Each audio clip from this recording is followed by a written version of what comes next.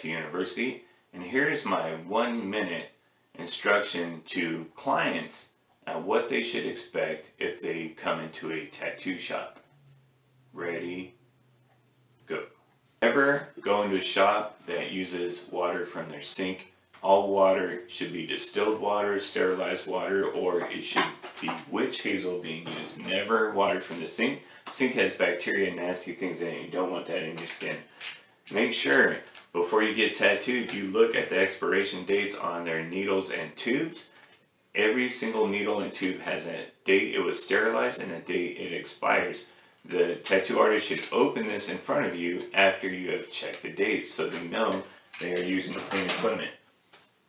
Always make sure they use barrier protections. Things like their tattoo machine should be covered. Things like their station should be covered with barrier protection like this dental bib.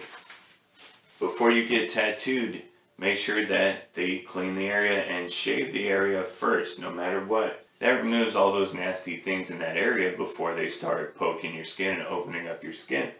Make sure anything the tattoo artist touch is covered by something. Make sure their hands are covered by gloves. Make sure their lamp is covered. Anything that they touch should be covered with barrier protection. And also make sure that they treat you respectfully and they honor your wishes and aren't trying to take advantage of you. If they are acting like jerks or they're horrible people, you can go get tattooed by somebody else who will treat you better.